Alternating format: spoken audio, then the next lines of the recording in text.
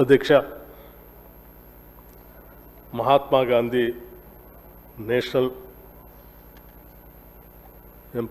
Rural Employment Guarantee Scheme పై జరుగుతున్నటువంటి చర్చలో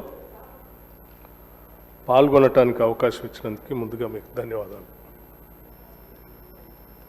కోట్లాది మంది నిరుపేద ప్రజలకి ఉపాధి అవకాశాలు గ్రామీణ ప్రాంతాల్లో కల్పించి ఆత్మగౌరవంతో బతకడానికి అవకాశం కల్పించినటువంటి ఆ చట్టాన్ని, దాంట్లో వచ్చిన హక్కుల్ని కాలరాస్తూ భారతీయ జనతా పార్టీకి సంబంధించిన కేంద్ర ప్రభుత్వం ఈరోజు తోట్లుపడుస్తూ తీసుకున్నటువంటి చర్యలపైన కోట్లాది మంది నిరుపేద ప్రజల పక్షాన సభలో చర్చ జరగాలని మొన్న బీఎస్సీలో జరిగినటువంటి చర్చల్లో అందరూ ఏకగ్రీవంగా అంగీకరించి సభలో చర్చిద్దాం, రాష్ట్రంలో ఉన్నటువంటి నిరుపేద ప్రజల పక్షాన వారి గొంతుకే ఇక్కడ నినదిద్దాం, ఒక తీర్మానం చేద్దామని చెప్పి అందరూ అనుకొని ఈరోజు చర్చని ఇక్కడ ప్రారంభించాం. కానీ దురదృష్టం, సభలో ప్రధాన ప్రతిపక్షమైనటువంటి బీఆర్ఎస్ పార్టీ పేదలకు సంబంధించినటువంటి ఇంత పెద్ద కార్యక్రమం పైన చర్చలో పాల్గొనకుండా బహిష్కరించి బయటకు వెళ్ళటం అనేది వాళ్ళకి ఈ రాష్ట్రంలో ఉన్నటువంటి నిరుపేద మధ్యతరగతి కుటుంబాలపైన ఉన్నటువంటి ప్రేమ అభిమానాన్ని స్పష్టంగా చూపిస్తూ ఉంది. కేవలం వాళ్ళ రాజకీయ లబ్ధి అవకాశం అవసరమే తప్ప రాష్ట్రంలో ఉన్నటువంటి పేద ప్రజల గురించి ఆలోచన చేద్దాం, చర్చిద్దాం, వాళ్ళ పక్షాన రాష్ట్రం తరపున ఒక తీర్మానం చేసి ఏకగ్రీవంగా కేంద్రాన్ని పంపిద్దాం అనేటువంటి ఆలోచన ఏమాత్రం లేదని చెప్పడానికి ఎందుకంటే ఉదాహరణ నిదర్శనం అవసరం లేదు అధ్యక్ష. దీంట్లో రెండు అంశాలు చాలా స్పష్టంగా కనిపిస్తున్నాయి. మా గౌరవ సభ్యులు చెప్పినట్టు వారికి భారతీయ జనతా పార్టీ కేంద్ర ప్రభుత్వం తీసుకొచ్చినటువంటి చట్టం దానికి వ్యతిరేకంగా మాట్లాడాలన్నటువంటి ఆలోచన కానీ లేకపోగా వాళ్ళకి మద్దతుగా ఉంటే బాగుంటుంది అనేటువంటి ఆలోచనతోనే వాళ్ళు ఈ సభ నుంచి బయటికి పోయినట్టుగా చాలా స్పష్టంగా కనిపిస్తూ ఉంది. ఈ రెండు రకాల నాలుకల ధోరణి ఇది రాష్ట్రానికి కానీ పేద ప్రజలకు కానీ మంచిది కాదని సందర్భంగా మీకు మనవి చేస్తూ అధ్యక్ష, ఈరోజు మనం అందరం ఇవాళ సభ్యుడు ఎడ్మా బొజ్జు మాట్లాడుతూ, అట్లాగే మన గౌరవ మంత్రివర్యులు సీతక్క గారు ఈ ఈజీఎస్ స్కీమ్ పైన మాట్లాడుతూ, ఆ ఈజీఎస్ స్కీమ్ ద్వారా పేదలు మారుమూల ప్రాంతాల్లో నివాసం ఉంటున్నటువంటి వాళ్ళ ఇబ్బందులు ఏ రకంగా దీని ద్వారా తొలగింపబడ్డాయో స్పష్టంగా సభకు వివరించారు అధ్యక్ష. అటువంటి చట్టం గురించి మనం మాట్లాడుకునేటప్పుడు తప్పనిసరిగా సభలో ఉన్నటువంటి వాళ్ళందరూ కూడా రాజకీయ కోణాల దగ్గర నుంచి కాకుండా ఒక మానవతా దృక్పథంతో మనందరూ ఆలోచన చేయాల్సినటువంటి అవసరం ఉంది. అందుకే అధ్యక్ష, నేను కొన్ని అంశాలు ఈ చట్టంతో పాటు కొన్ని అంశాలు సభ దృష్టికి తీసుకొని రాదలుచుకున్నాను అధ్యక్ష. భారతదేశానికి స్వాతంత్రం సిద్ధించినప్పుడు మనం కేవలం ఒక రాజకీయ అధికారాన్ని మాత్రమే మార్చలేదు అధ్యక్ష, సమాజాన్నే పునర్నిర్మించే ఒక గొప్ప యజ్ఞాన్ని ప్రారంభించాం. సామాజిక న్యాయం లేని రాజకీయ స్వాతంత్రం అర్ధరహితమని, గౌరవం లేని ఆర్థిక వృద్ధి అత్యంత బలహీనమైనదని మన రాజ్యాంగ నిర్మాతలు నమ్మారు కాబట్టే మనకు అద్భుతమైనటువంటి భారత రాజ్యాంగాన్ని కూడా అందించి ఇచ్చారు అధ్యక్ష. అందుకే భారతదేశం నాడే ఒక కఠినమైనటువంటి మార్గాన్ని ఎంచుకుంది అధ్యక్ష. ఆ మార్గమే ఒక పరివర్తనాత్మక శాసన నిర్మాణం, ట్రాన్స్ఫార్మేటివ్ లెజిస్లేషన్ తీసుకొని వచ్చి ఈరోజు మనం ముందుకు పోతా ఉన్నాం అధ్యక్ష. సామాజిక మార్పు అనేది ఒక సుదీర్ఘ ప్రయాణం, ఒక్క రోజులో వచ్చేటువంటి కార్యక్రమం కాదు.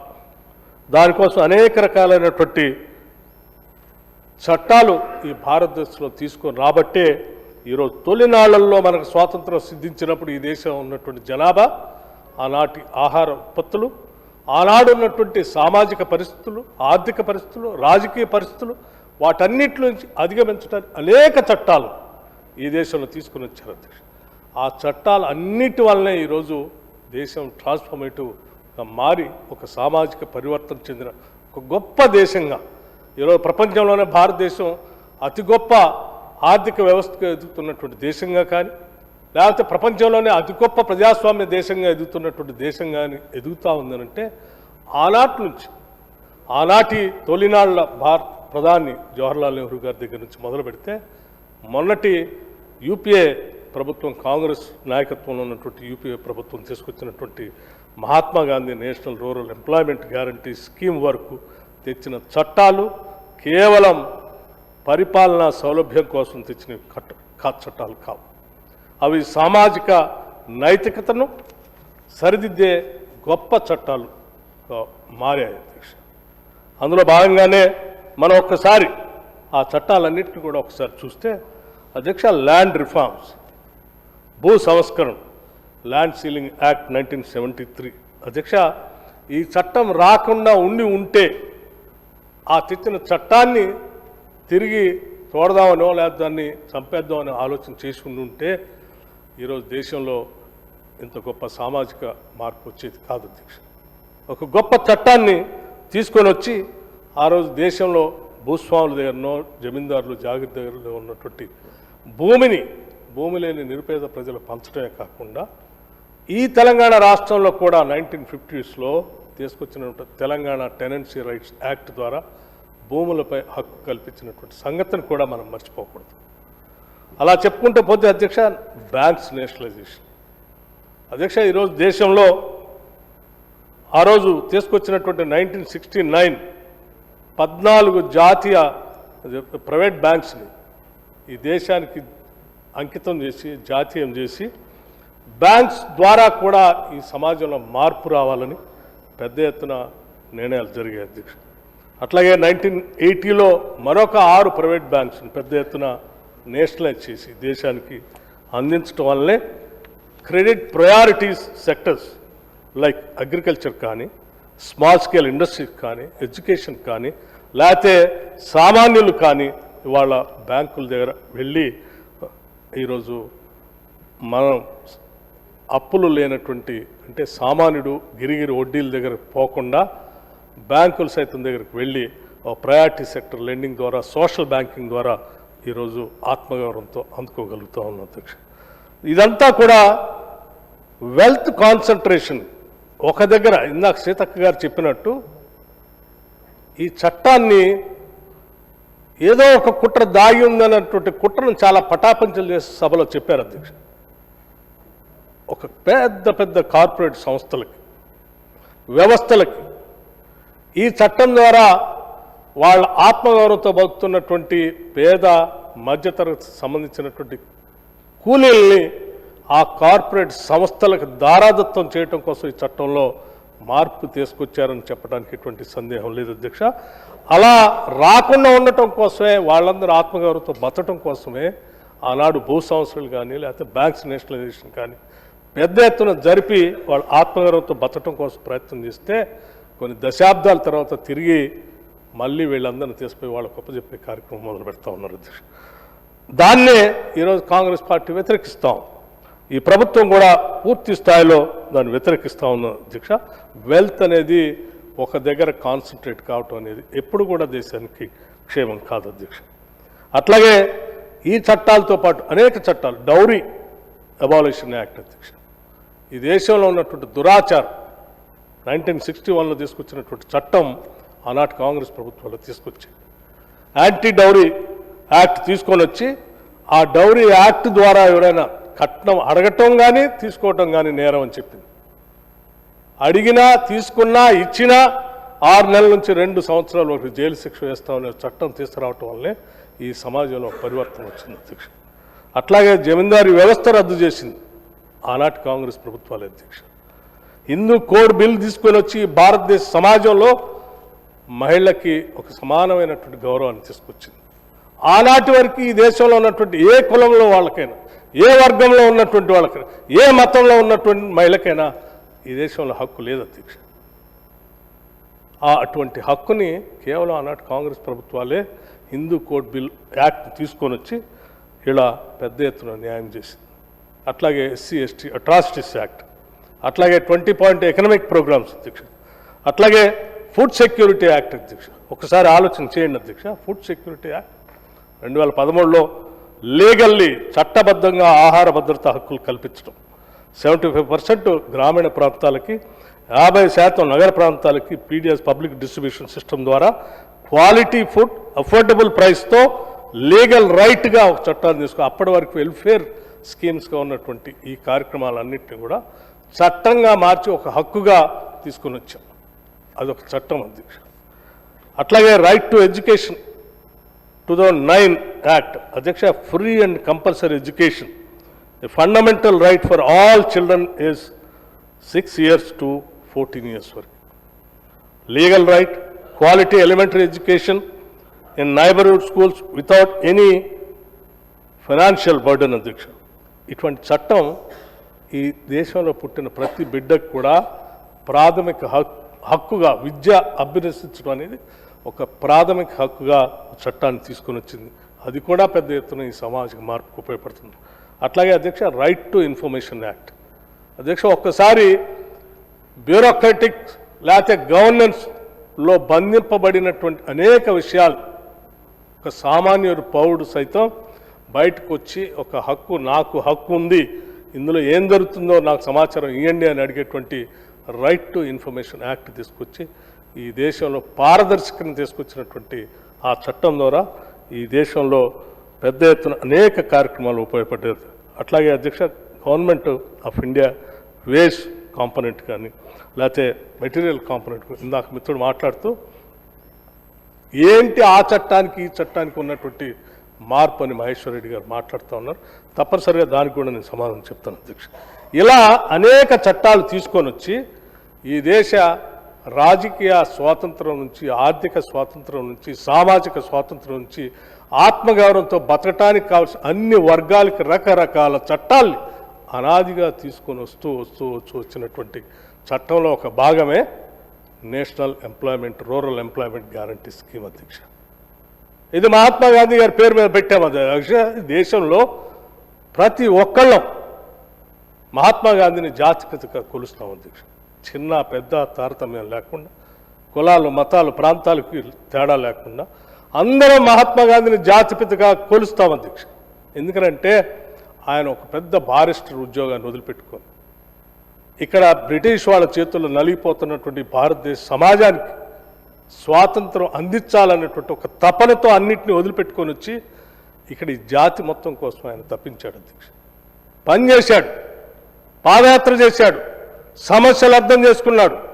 ఈ సమాజంలో రాజకీయ స్వాతంత్రం ఒకటే కాదు, ఒక సామాజిక స్వాతంత్రం పరివర్తన గ్రామ స్వరాజ్యం కూడా రావాలని చెప్పి ఈ సమాజంలో అనేక రుగ్మతలకి రిఫార్మ్స్ కూడా తీసుకొచ్చాడు. ఆ రిఫార్మ్స్లో భాగమే హిందూ ముస్లిం భాయి భాయ్ అని చెప్పినటువంటి నినాదం, దళిత జనోద్ధరణ అనేటువంటి నినాదం, అంటరాని తరానికి వ్యతిరేకంగా ఆయన నిర్ణయించిన నినాదం, ఇవన్నీ కూడా కేవలం రాజకీయ స్వాతంత్రం ఒకటే కాదు, సమాజంలో ఉన్నటువంటి రుగ్మతలను తొలగించడానికి కూడా పెద్ద ఎత్తున ఆయన పోరాటం చేసి జీవితాన్ని అంకితం చేశాడు అధ్యక్ష. అటువంటి జీవితాన్ని అంకితం చేసినటువంటి మహాత్మా గాంధీని ఈ దేశ స్వాతంత్రానికి నాంది పలికినటువంటి గొప్పవాడిని ప్రపంచ దేశాలన్నీ కొలుస్తూ ఉన్నాయి అధ్యక్ష. ఈ దేశంలో ఉన్నటువంటి రుగ్మతలే కాదు, ప్రపంచంలో ఉన్నటువంటి ఈరోజు హింస అన్నిటికీ కూడా ఏకైక మార్గం ఒకటే సమాధానం, గాంధీయిజం అని చెప్పేసి ప్రపంచంలో ఉన్నటువంటి అనేక దేశాలు ఈరోజు గాంధీయిజం ఒక్కటే ఈ ప్రపంచ మానవాళిని కాపాడుతుందని చెప్తున్నటువంటి ఈ తరుణంలో ఈ దేశం అంతా గొప్పగా భావించేటువంటి మహాత్మా గాంధీ అధ్యక్ష ఒక్కసారి ఆలోచన చేయండి. మనం అందరం గొప్పగా కొలుస్తూ ఉంటే, స్వాతంత్రం తెచ్చుకున్న సంబరాలు చేసుకుంటా ఉంటే, జాతిపితగా అతను కొలుస్తూ ఉంటే, స్వాతంత్రం వచ్చిన 6 నెలల లోపులోనే పట్టపగలు డే లైట్ తుపాకీ తీసుకొని కాల్చినటువంటి వ్యక్తులకు సంబంధించినటువంటి ఆలోచన విధానాన్ని ఈ దేశంలో ప్రవేశపెట్టడం కోసం ఆలోచన చేస్తూ ఉంటే ఇది ఎక్కడ దుర్మార్గం అధ్యక్ష? మనిషిని భౌతికంగా నిర్మూలించారు. ఇవాళ ఆయన పేరును కూడా తొలగిస్తా అని చెప్తున్నారు. ఆయన పేరుని తొలగించవచ్చు, మనిషిని భౌతికంగా తొలగించవచ్చు, కానీ ఆయన సిద్ధాంతాలు మాత్రం ఈ దేశం నుంచే కాదు ఈ ప్రపంచం నుంచి కూడా మీరు ఎవరు తొలగించలేరు. ఇది మహాత్మా గాంధీకి ఉన్నటువంటి గొప్ప లక్షణం అది. అటువంటి మహాత్మా గాంధీ గారి పేరు మీద ఆనాడు యూపీఏ చైర్పర్సన్గా సోనియా గాంధీ గారు, మన్మోహన్ సింగ్ గారు ఆలోచన చేసి ఈ దేశంలో ఉన్నటువంటి కోట్లాది మంది నిరుపేద ప్రజలు, అధ్యక్ష నాకు తెలియదు మహేశ్వర్ రెడ్డి గారికి వారు భారతీయ జనతా పార్టీకి సంబంధించిన సభ్యులకి వాస్తవాలు తెలుసో తెలియదు, సభ్యుడు మాట్లాడాడు ఎడ్మా బొజ్జు, ఎవరికి తెలుసో తెలియదో కానీ నేను మాత్రం నా తల్లిదండ్రులు ఉపాధి హామీ పథకం ద్వారా పని చేసుకుని నన్ను చదివించారు. ఉపాధి హామీ పథకం దొరక్కపోతే నేను ఇంకెక్కడికో సూర్యాపేటలో పని చేసుకుంటుంటే బిడ్డ అక్కడి దాకా పోవాల్సిన అవసరం లేదు, మన ఊర్లో కూడా ఉపాధి హామీ పథకం దొరుకుతుంది, ఇక్కడ రండి అని చెప్పి ధైర్యం ఇచ్చి నన్ను పిలిపించారు. అటువంటి ఉపాధి హామీ పథకంతోనే నా తల్లిదండ్రులు నన్ను చదివిస్తే నేను ఎదిగి ఇక్కడ ఈరోజు తెలంగాణ చట్టసభల్లో కాలు మోపి ఆ చట్టం కోసం నేను మాట్లాడుతున్న ఆ బాధ ఏంటో నాకు తెలిసిందని చెప్పినటువంటి సభ్యుడు మాటలైనా అర్థం చేసుకోవాలి కదా. మీరు మాట్లాడుతూ ఉన్నారు, సీతక్క మాట్లాడితే ఎందుకమ్మా అంత కోపం అని, లేకపోతే మహాత్మా గాంధీ గురించి చెప్తున్నావు అని చెప్తున్నారు. ఎస్, సీతక్క గారు ఏం చెప్పారు మీకు? Mahatma Gandhi National Employment Guarantee scheme ద్వారా ఈ సమాజంలో బాధపడుతున్నటువంటి ఇబ్బంది పడుతున్నటువంటి పేదవాళ్ళకి ఆ చట్టం ద్వారా వాళ్ళకి ఏ రకంగా ఉపాధి దొరికింది, ఏ రకంగా ఆత్మగౌరవంతో బతికారు, అటువంటి గొప్పవాళ్ళు తీసుకొచ్చిన చట్టంతో తీసుకొచ్చినటువంటి పేర్లు మహాత్మా గాంధీ, అంబేద్కర్, నెహ్రూ. అధ్యక్ష మహేశ్వర్ రెడ్డి గారి గురించి కూడా నేను చెప్తాను, మీరు మాట్లాడిన సబ్జెక్ట్ గురించి చెప్తున్నాను. అధ్యక్ష ఏం తప్పు చేశారు అధ్యక్ష మహాత్మా గాంధీ? ఈ దేశానికి స్వాతంత్రం తీసుకురావటం తప్ప? ఏం తప్పు చేశాడు అధ్యక్ష డాక్టర్ బాబాసాహెబ్ అంబేద్కర్? ఈ దేశానికి భారత రాజ్యాంగాన్ని అందించడం తప్ప? ఏం చేశారు తప్పు అధ్యక్ష జవహర్లాల్ నెహ్రూ గారు? ఈ దేశానికి పంచవర్ష ప్రణాళికలు తీసుకొచ్చారు. ఈ దేశానికి కనీసం ఆహార ధాన్యం ఉత్పత్తి చేసుకోలేనటువంటి పరిస్థితుల్లో, గుండు సూది కూడా ఉత్పత్తి చేసుకోలేని పరిస్థితుల్లో సైన్స్ అండ్ టెక్నాలజీని ఈ దేశానికి తీసుకొచ్చారు. ఈ దేశానికి రకరకాలైనటువంటి ప్రణాళిక తీసుకొని వచ్చి ఈరోజు పెద్ద ఎత్తున పెరిగిన జనాభా తీసుకొచ్చినటువంటి గ్రీన్ రివల్యూషన్, వీటన్నిటితో ఈరోజు ఈ దేశంలో ఆహార ధాన్యాలు ఉత్పత్తి చేసుకొని మనందరికీ కాదు ప్రపంచానికి కూడా ఎగుమతి చేసుకునే పరిస్థితిలోకి ఈ దేశాన్ని తీసుకువెళ్ళారు అంటే ఆనాడు ఆ పాలకులు దూరదృష్టితో తీసుకొచ్చిన ఆలోచనలే తప్ప ఇటువంటి కుంచత భావాలతో ఉన్నటువంటి వాటిని నిర్మూలించుకొని కూల్చేటువంటి కార్యక్రమాలు చేసి ఉంటే ఈరోజు దేశం ఈ పరిస్థితిలో ఉండేది కాదు, మీరు ఈరోజు ఆలోచన కూడా చేసేవాళ్ళు కాదు. అధ్యక్ష Mahatma Gandhi National Employment Guarantee స్కీమ్కి మీరు ఏం చేశామని మీరు బాధపడుతున్నారని అడుగుతున్నాను. నేను చెప్తాను ఏం చేశారు అధ్యక్ష. ఏం చేయలేదు మీరు. Mahatma Gandhi National employment scheme ద్వారా డిస్ట్రెస్ మైగ్రేషన్ అనేది లేకుండా చేసినటువంటి స్కీమ్కి ఈరోజు మీరు ఏం చెప్తా ఉన్నారు?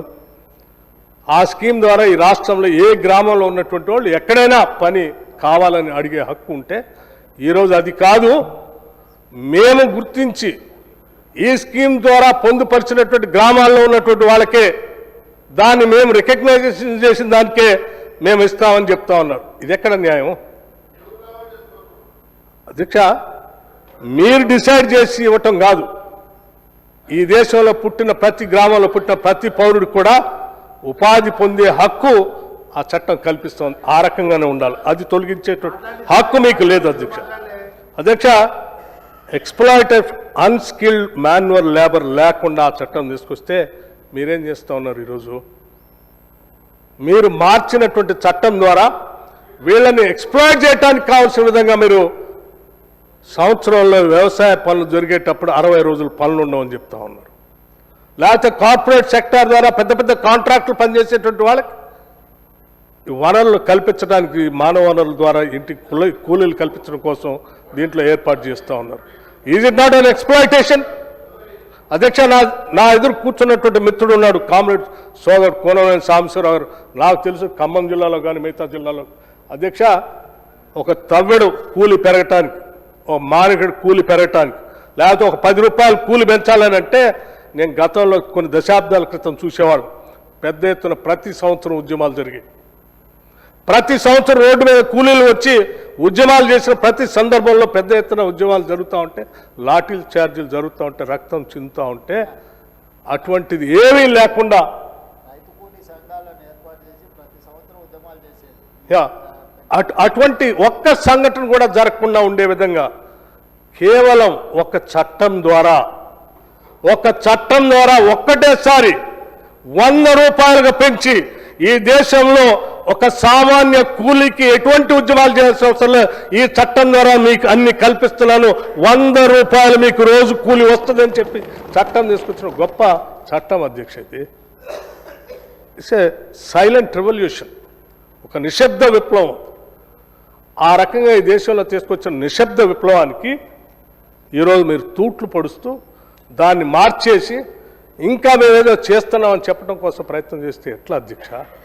ఇది పేదల కోసం, ప్రజల కోసం, రైతుల కోసం, ఈ సమాజంలో అన్ని వర్గాల కోసం ఆలోచన చేసి ఆనాటి ప్రభుత్వాలు తీసుకొచ్చే చట్టాలని కేవలం కొన్ని కార్పొరేట్ శక్తులతో నడుపుతున్నటువంటి భారతీయ జనతా పార్టీకి సంబంధించిన ఆలోచన విధానంతో ఈరోజు ఈ చట్టాలని తూట్లు పొడవాలని ప్రయత్నం చేస్తే తాత్కాలికంగా మీకు ఏమైనా మేలు జరుగుతుంది తప్ప శాశ్వతంగా జరిగేది కాదు. ఇప్పుడే కూల్ రేట్లు పెంచాలని మా ముఖ్యమంత్రి గారు చెప్తా ఉన్నారు. కూల్ రేట్లు పెంచాలని ప్రతి సంవత్సరం ఉద్యమాలు జరిగాయి.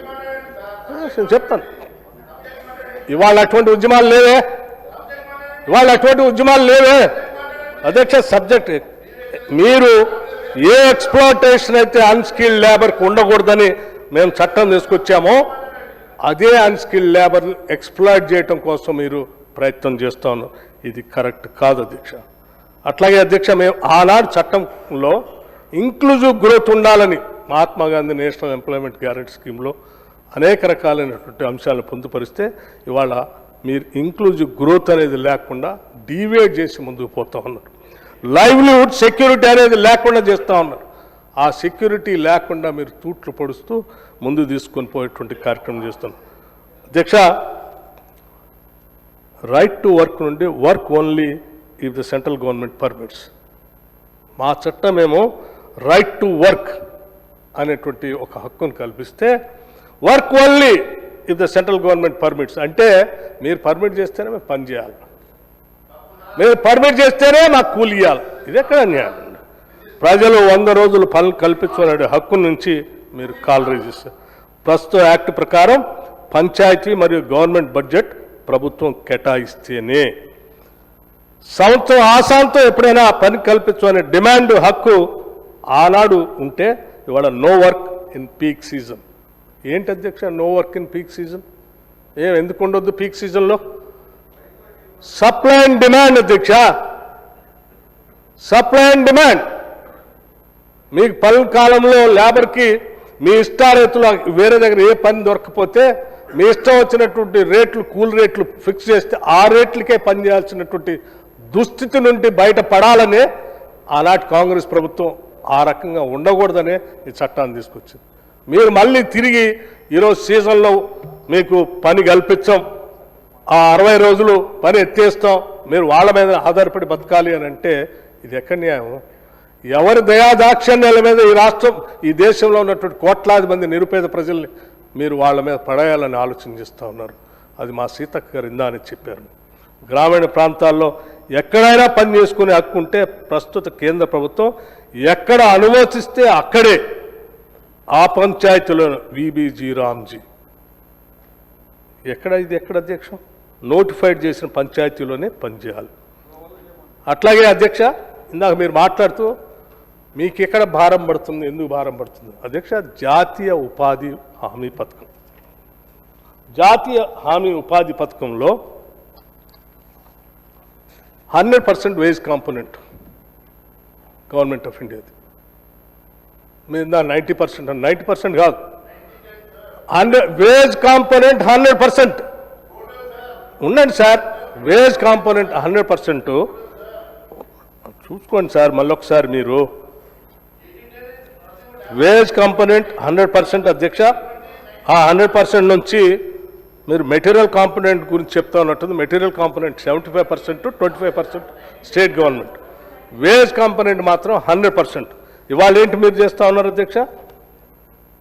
60-40. ఎందుకు అధ్యక్ష 60-40? జాతీయ ఉపాధి హామీ పథకం నుంచి 100% వేజ్ కాంపోనెంట్ ఉన్నదాన్ని ఇవాళ 60% అని ఎందుకు పెడతారు అధ్యక్ష? అంటే ఏ రకంగా మీరు రాష్ట్రాల పైన రాష్ట్రాలకు ఇచ్చే నిధుల్ని కోతబెట్టి రాష్ట్రాలకు ఇచ్చే నిధుల్ని ఏ రకంగా మీకు వాట్ రైట్ యు హ్యావ్? అధ్యక్ష, ఇందాక మా మా మంత్రి గారు ఇందాక డివల్యూషన్ చెప్తే మీరు ఏదో మాట్లాడారు. నేను అడుగుతా ఉన్నాను అధ్యక్ష, దక్షిణాది రాష్ట్రాల నుంచి పెద్ద ఎత్తున ఈరోజు కాంట్రిబ్యూట్ చేస్తూ ఉన్నాం. ఎందుకు రాదు మాకు? అధ్యక్ష, ఆ రేషియోలో ఈ రాష్ట్రాలకు రావాల్సింది ఇవ్వాల్సింది పోయి ఇంకా మీరు 60-40% అని చెప్పి ఈ రాష్ట్రాల మీద భారం వేస్తామంటే ఏం చేద్దామని అధ్యక్ష వినండి అధ్యక్ష, మహారాష్ట్ర అధ్యక్ష కర్ణాటక రాష్ట్రం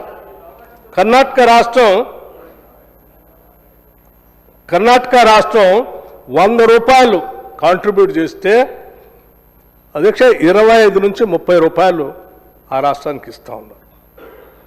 అధ్యక్ష తమిళనాడు 100 రూపాయలు కాంట్రిబ్యూట్ చేస్తే 35 నుంచి 40 రూపాయల మధ్యలో తిరిగిస్తూ ఉన్నారు. అధ్యక్ష తెలంగాణ 100 రూపాయలు కాంట్రిబ్యూట్ చేస్తే 35 నుంచి 40 రూపాయలు ఇస్తూ ఉన్నారు. అదే ఉత్తరప్రదేశ్ 100 రూపాయలు కాంట్రిబ్యూట్ చేస్తే 300 నుంచి 350 రూపాయలు ఇస్తూ ఉన్నారు. బీహార్ 100 రూపాయలు కాంట్రిబ్యూట్ చేస్తే 500 నుంచి 600 రూపాయలు ఇస్తూ ఉన్నారు. ఏం తప్పు చేసినాయి అధ్యక్ష దక్షిణాది రాష్ట్రాలు ఏం చేసినాయి? ఏం తప్పు చేశాం మేము? ఈ దేశానికి కాంట్రిబ్యూట్ చేయటం తప్ప? ఈ దేశానికి జీడిపి కాంట్రిబ్యూషన్లో పెద్ద ఎత్తున మేము చేయటం తప్ప? కాంట్రిబ్యూట్ చేసిన ప్రకారం మాకు ఇవ్వాల్సింది పోయి ఇవ్వకపోగా ఇంకా జాతీయ ఉపాధి హామీ పథకం కింద 100% వేజ్ కాంపోనెంట్ ఉంటే ఈరోజు 60-40 చేశావు. అడ్మిన్లో 100% ఉంటే 60-40 చేశావు. మెటీరియల్ కాంపోనెంట్లో 75-25% ఉంటే 60-40 చేశాం. ఏంది ఇది? ఎవరి సొమ్ముని ఎవరు దారాదత్తం చేస్తున్నారు అధ్యక్ష?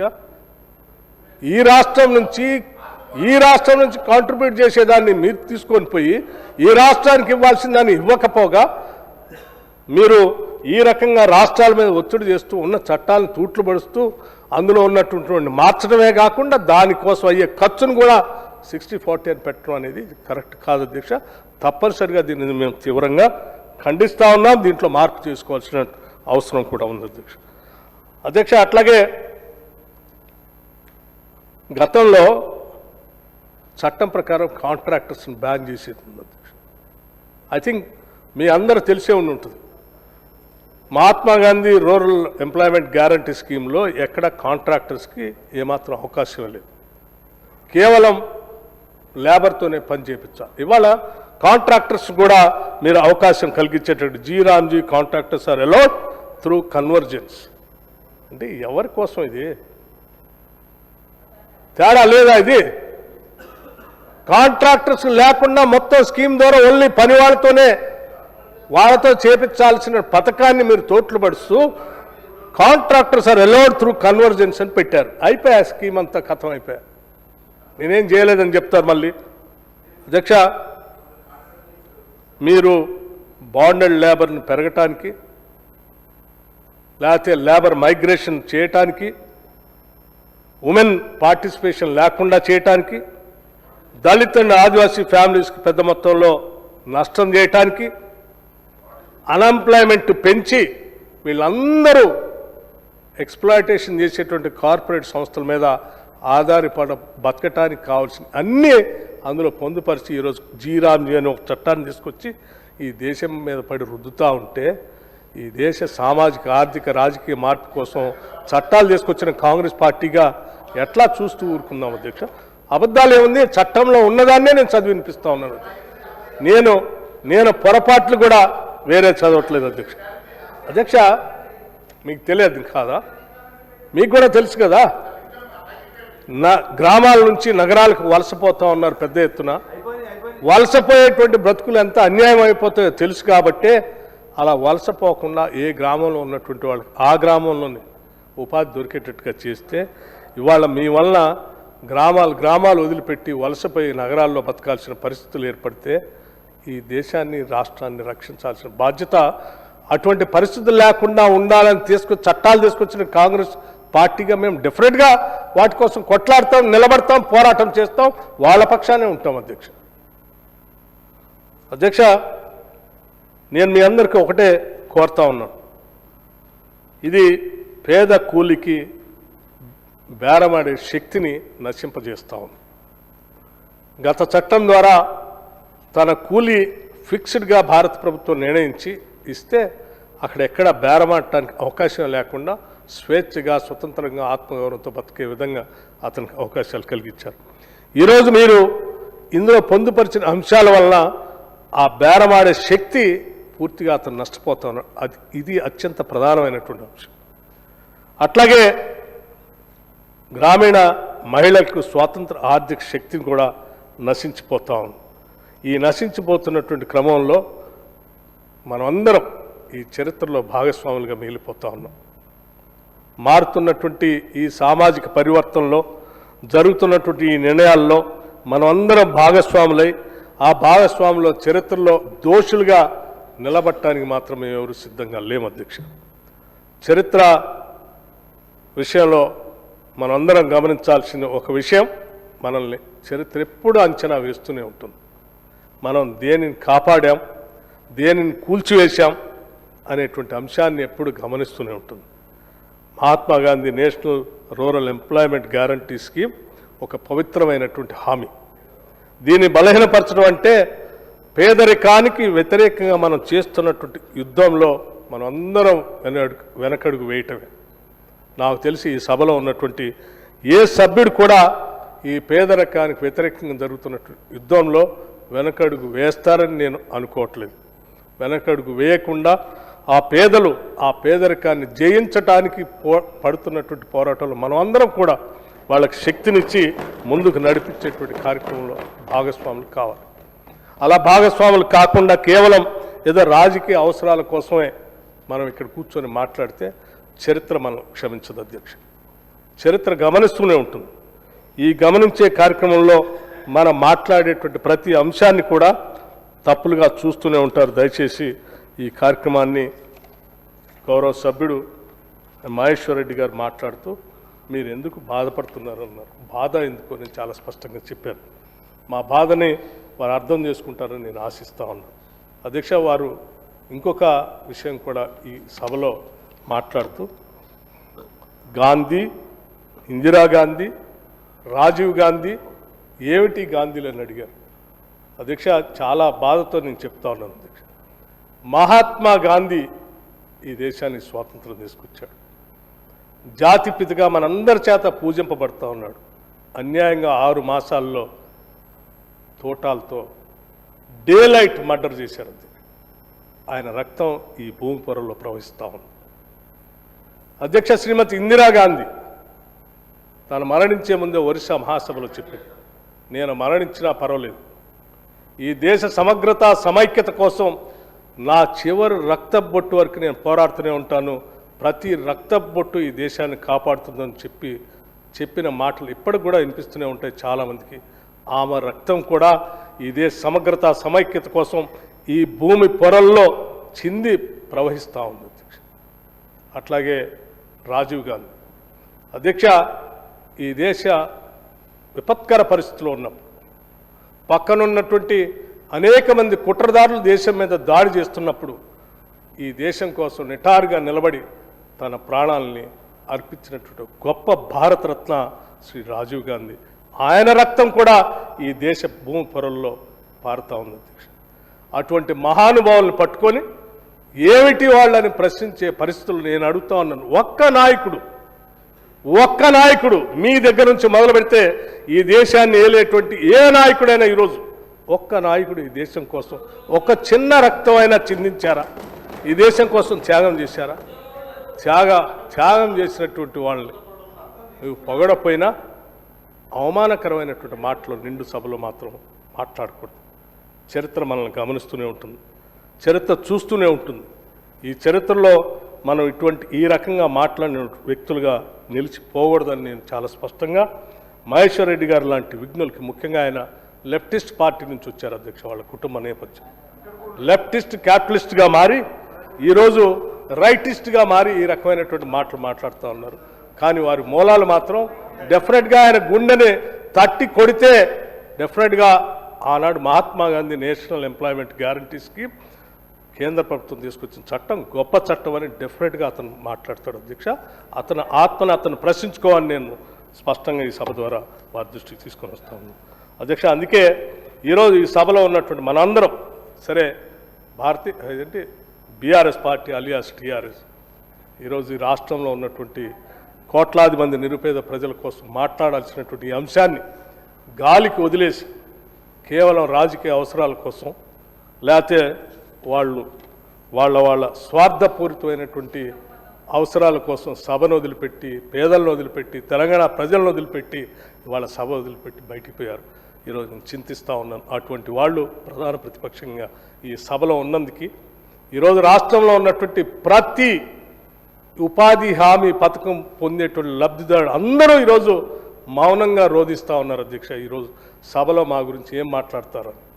దయచేసి బాధ్యత కలిగినటువంటి రాజకీయ పార్టీలుగా నాయకులుగా ఈ చట్టాన్ని పక్క రాష్ట్రాలు చాలా రాష్ట్రాలు ఒక తీర్మానం చేశాయి, ఏకగ్రీవ తీర్మానం చేశాయి అధ్యక్ష.